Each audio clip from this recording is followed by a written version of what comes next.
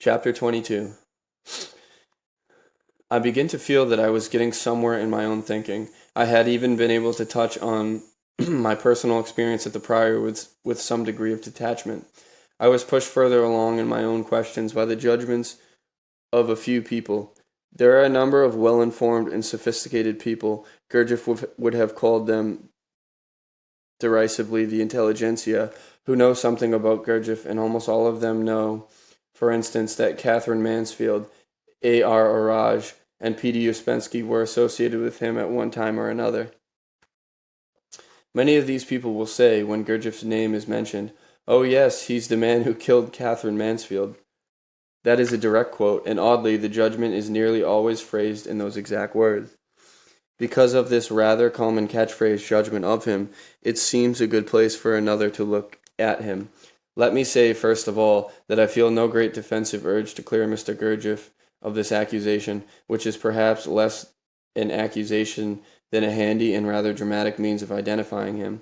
In any case, I have no direct information about the Gurdjieff-Mansfield relationship. She died at the Priory before I was ever there, and had she died in the arms or in the custody of some other individual or group, perhaps the accusation would be directed in that direction. Also, I do not think that Gurdjieff ever killed anyone.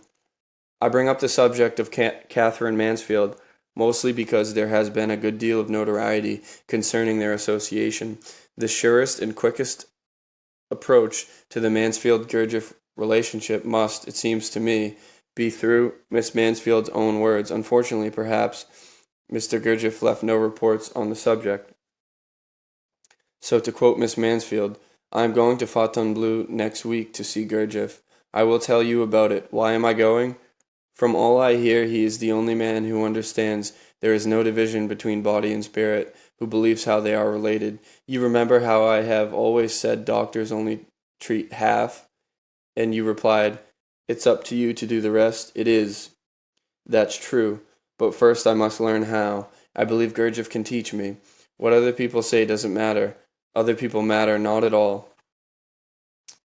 The only comment I can make on this particular letter is the rather obvious one that in the last sentence, the reference to the other people seemed to me to indicate an awareness of the fact that her decision will be criticized, and that she knows that Gurdjieff is suspect to other people, or perhaps only to John Middleton Murray. There's a note here that says all quotations are from Catherine Mansfield's letters to John Middlebury Murray, 1913 to 1922 edition, edited by John Middleton Murray, Constable and Co. Limited, London, 1951. The pages are given in each case. These quotations are reprinted by courtesy of the Society of Authors as the literary representation of the estate of the late Catherine Mansfield. Back to the text. In any case, there is little question but that Gurdjieff was and is suspect, if only for the reason that any teaching that is not, as it were, protected by general public or religious approval is suspect. We suspect that he cannot grasp immediately. Gurdjieff's own literary works have contributed to this suspicion, being for the most part incomprehensible to the average reader. But go back to Miss Mansfield. Quote, "Mr. Gurdjieff is not in the least like what I expected. He's what one wants to find him, really. But I do feel absolutely confident he can put me on the right track in every way, bodily and the other governor. I believe Mr. Gurdjieff is the only person who can help me. It is great happiness to be here. Some people are stranger than ever, but the strangers I am at last feeling near, and they are my own people at last. So I feel such beautiful understanding and sympathy I have never known in the outside world. There is another thing here, friendship, the real thing that you and I have dreamed of. Here it exists between woman and men and woman, and one feels it is unalterable, and living in a way it never can be anywhere else. I can't say I have friends yet. I am simply not fit for them. I don't know myself enough to be really trusted, and I am weak where these people are strong. But even the relationships I have are dear beyond any friendship I have ever known. Sometimes I wonder if we make up Mr. Gurdjieff's wonderful understanding, but one is always getting a fresh example of it, and he always acts at precisely the moment one needs it. That is what is so strange. But this place has taught me so far how unreal I am. It has taken from me one thing after another. The things never were mine, until at this present moment all I know really, really is that I am not annihilated, and that I hope, more than hope, believe. There is, of course, much more about Gurdjieff and the Institute in this book. I have failed to find anything in it that is derogatory to Gurdjieff. She does speak of the suffering and the difficulties which she encountered at the Institute from time to time, but it seems to be impossible for any objective reader to conclude that Miss Mansfield did not welcome such experiences. They seem to her to have real substance, purpose, and meaning. In addition to Miss Mansfield's testimony on the subject of Gurdjieff, there is a pertinent and interesting editorial note by John Middleton Murray at the conclusion of the same book. Quote, "It is not for me to pass judgment on the Gurdjieff Institute. I cannot tell whether Catherine's life was shortened by her entry into it, but I am persuaded of this, that Catherine made of it an instrument for that process of self-annihilation which is necessary to the spiritual rebirth, whereby we enter into the kingdom of love. I am certain that she achieved her purpose, and that the Institute lent itself to it. More I dare not, and less I must not say." End quote. Whatever Mr. Murray's expressed intentions, surely this paragraph does pass judgment, and rather odd or peculiar judgment at that, for serious-minded people entering the kingdom of love would not appear to be undesirable. In a sense, one might say, it is the most desirable thing in the world, and the same comment could also be made about the quote, spiritual rebirth, which leaves us with the words, that process of self-annihilation, if self-annihilation is meant only as a means to spiritual rebirth, etc., then I can only commend the process. If, on the other hand, Mr. Murray is suggesting, in the general tone of the quoted paragraph, leads me to the conclusion that physical death was what Catherine Mansfield achieved, in other words, some form of suicide, then perhaps it should be questioned. Readers can, as a great many have, make their own conclusions about this. But of course there is a but. Catherine Mansfield was very seriously ill when she went to the Priory. Her relationship with her husband, Mr. Murray, had been at least difficult for a long time, and the letters indicated. Even so, I can understand that Mr. Murray would not want his wife to die. On the other hand, had Catherine Mansfield been an old woman at the time of her death, I doubt that the veiled accusation, the implication that Gurdjieff and the Institute somehow contributed to her death, or became a helpful suicidal instrument, would have been made. The whole question, therefore, seems to me to come down to something rather simple. It was unfortunate, given our general conventional outlook on life, that Catherine Mansfield, a highly talented writer, died when she was so young. Was it really so unfortunate? Can we regret the books that were never written? Can we regret the unlived life? Perhaps we can logically regret these things in the case of accidents, train wrecks, automobile crashes, murders, but it is doubtful that we can have such regrets even in the case of suicide, which is, at least possibly, part of the victim's makeup and character. But if Miss Mansfield did enter the kingdom of love and achieve spiritual rebirth, and please note Mr. Murray states, I am certain that she achieved her purpose, then my only question would be, was there anything else for her to achieve? Does anyone who ponders such questions have an alternative that is preferable? In fact, the statement of Mr. Murray can be taken as an extraordinary Christian tribute to Mr. Gurdjieff, one that I am not at all sure he deserves. I am less convinced that Mr. Murray and Miss Mansfield entered the kingdom of love in the hereafter, which I assume is his implication. I do believe that her own testimony at least indicates that she found not a kingdom but a world of friendship in reality, which had great meaning for her, no mean achievement. In addition to the testimony of Miss Mansfield and of Mr. Murray, P.D. Ouspensky, who did not remain forever taken in by Gurdjieff, as his own books will testify, had this to say on the subject of Miss Mansfield and Gurdjieff.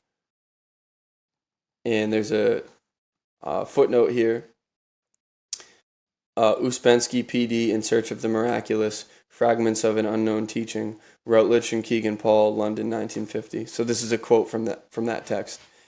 I arrived at the Chateau Priory for the first time at the end of October or the beginning of November 1922. I remember one talk with Miss Catherine Mansfield, who was then living there. This was not more than 3 weeks before her death. I had given her G's address myself. She had been to 2 or 3 of my lectures, and had then come to me to say that she was going to Paris. A Russian doctor was curing tuberculosis by treating the spleen with X-rays. I could not, of course, tell her anything about it. She already seemed to me to be halfway to death, and I thought that she was fully aware of it. But with all of this, one was struck by the striving in her to make the best use even of these last days, to find the truth whose presence she clearly felt, but which she was unable to touch. I did not think that I should see her again, but I could not refuse when she asked me for the address of my friends in Paris, for the address of people with whom she would be able to talk about the things she had talked with me. And so I had met her again at the Priory. We sat in the evening in one of the salons, and she spoke in a feeble voice which seemed to come from the void, but it was not unpleasant. Quote, I know that this is true and that there is no other truth. You know that I have long since looked upon all of us, without exception, as people who have suffered shipwreck and have been cast upon an uninhabited island, but who do not yet know of it. But the people here know it. The others there in life still think that a steamer will come for them tomorrow and that everything will go on in the old way. These already know that there will be no more of the old ways. I am so glad that I can be here. End quote. Soon after my return to London, I heard of her death. G was very good to her. He did not insist upon her going, although it was clear that she could not live. For this, in the course of time, he received the due amount of lies and slander. In my opinion, Mr. Uspensky, end quote. In my opinion, Mr. Uspensky, regardless of any personal disagreement I had with him, and despite the fact that his books are too intellectual for me, is one of the, if not the most detached, objective critics of Gurdjieff, as witness his statement in the same book, quote, during this period, G invited me several times to go and live at the Priory.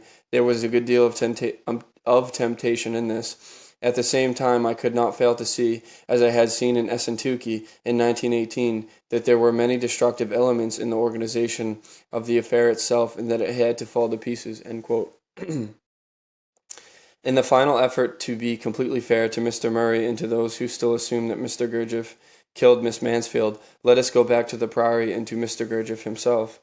When I first worked at the Priory in the stables, taking care of horses and donkeys, I was, as any child would have been, amused and interested by the narrow wooden staircase which led to a small platform above the stalls of the animals. There, on the ceiling, above the low platforms, were portraits of numerous birds and animals, all caricatures of Catherine Mansfield's friends at the Priory, and painted, I was told, by Alexander de Salzman. As many of the same people who were caricatured were still students at the Priory, it amused me, too, to try to identify them. No one was willing to identify them for me. Also, childishly, it was entertaining to pretend to live the role of the invalid, lying on Catherine's narrow bed, smelling and hearing the animals below, and fantasizing with the animal likenesses above. Even at the age of 11, I had heard criticism of Gurdjieff along the lines of "he killed Catherine Mansfield" accusation, and was greatly surprised to find all the older students, and Gurdjieff himself, speaking of her with great friendship, affection, and regret. Also, one of my first excursions outside the Priory grounds was with a number of newfound friends to visit the grave of Catherine Mansfield in the small cemetery in Avon. I, for one, find it hard to believe that Catherine Mansfield could have been unhappy at the Priory, but that, of course, does not refute the possibility that Gurdjieff may have killed her. Gurdjieff at no time made any effort to dispel existing doubts about her death, and I assume that he was aware of the criticism. He did speak of her in my presence, but only as he would have spoken of a departed friend or relative. with affection and, it seemed to me, a good deal of sentimentality. I think I can say fairly that my position at the Priory was, at least to a great extent, unique. Unique in the sense that I had no need to be there. I was there, in fact, against my will, in the sense that any child is at a boarding school against his will, or at least hardly by choice. Because of this, I regarded Mr. Gurdjieff as I might have observed anyone in authority. He was, in a general way, just another adult, with more or less the same powers that any headmaster would be expected to have. The only sense in which he seemed unusual was that he was treated with more awe and respect than is common among, shall we say, headmasters. If comparing Gurdjieff to a headmaster or to any adult seems naive or ridiculous, I can only say that Gurdjieff did not seem any more odd to me than, for example, Jane Heap, Margaret Anderson, Gertrude Stein, Brancusi, etc. More imposing, if you wish, but no odder. The important point is, I think, that I had not come to the Priory searching for anything. Someone said recently in my hearing, Gurdjieff was for the misfits in life. He had some sort of system which appealed to the neurotic, the dissatisfied people who could not find any answers or any solace in religion, philosophy, and so forth. I have no particular quarrel with that statement. Most of his followers or habitues of the Priory were misfits, in the sense that they were seeking some answer, some reason, and were dissatisfied with whatever had been available to them before encountering Gurdjieff. Since, as he explained constantly, dissatisfaction was practically essential for the candidates of his method, I am hardly surprised. As a child, I was not conscious of anything unusual about the Priory, while it apparently seems strange to people who have heard about Gurdjieff and his theories. Life at the Priory did not fit it with their conceptions of what life must have been at an institute for the harmonious development of man. Generally, at least for a child, life at the Priory was simple, even elemental, in the sense that our occupations had to do with growing food for our own use, keeping the place in order, and so on. To me, the students were something like a large body of caretakers and maintenance men. We might easily have been called a corps of janitors, gardeners, or servants. My personal relationship with Mr. Gurdjieff, of course, made me aware that something more than maintenance work was going on, but the nature of the relationship was no more arresting or unusual than any child's relationship to an exceptional parent. He, Gurdjieff himself, was peculiar, but at that age most adults were peculiar in my eyes, and his peculiarities were only different in degree. Also, the Priory was an outgoing, happy place for all children. Whatever torments may have been suffered by resident or visiting adults, they were not obvious to the children. We were treated, except by Gurdjieff, as children, and with a good deal of love, affection, and warmth. Unlike the other adults, Gurdjieff was the boss and, as such, entitled to exceptional behavior and exceptional obedience.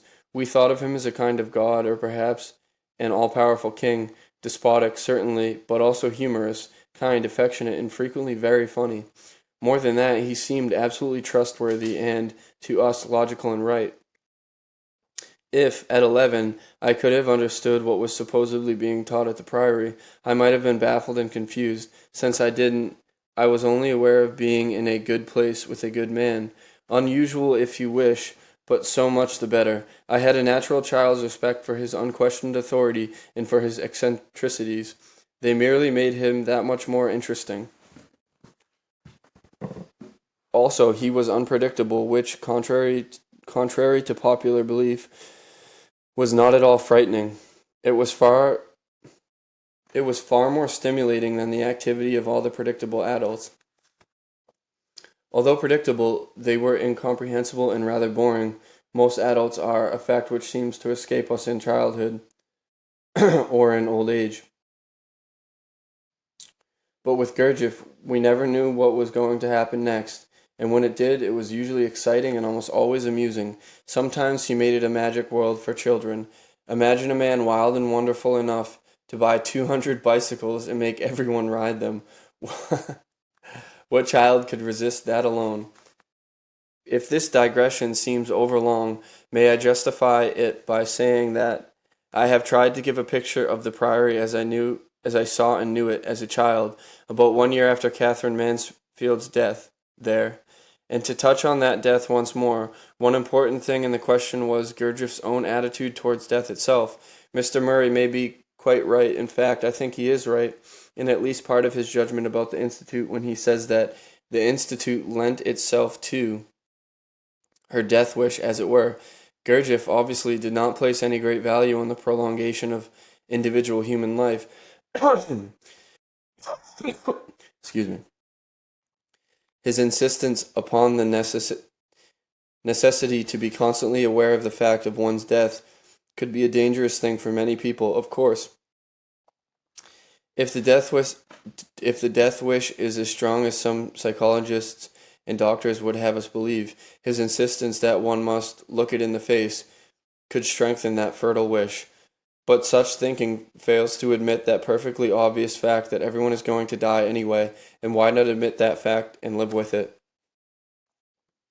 My opinion of Catherine Mansfield's end, partly from the letters and other opinions quoted previously, and partly from my knowledge of Gurdjieff and the Institute, is that she was, whether psychologically or physically, dying when she went to Gurdjieff for the first time.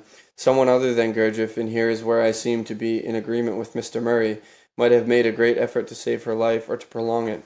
Gurdjieff would not have done that, and certainly, in my opinion, did not do that, but it would be hard for me to disagree with whatever it was that he did do. She died, or at least prepared for her death, in a more reconciled and happier state than she appeared to have achieved before in her life. Who knows, definitely, that an acceptance to some degree of death is not a desirable thing. I point out again that I had no personal experience with Miss Mansfield and was not present at the time of her death. Also that I am convinced that Gurdjieff's work, in her case, was only to help her struggle towards a proper death. Finally, let us not rob Miss Mansfield of her stature as a human being and a writer by assuming that she had no control whatsoever in the months before her death. She chose to be there. Her letters, if nothing else, are certainly not the letters of a woman who is being gradually killed.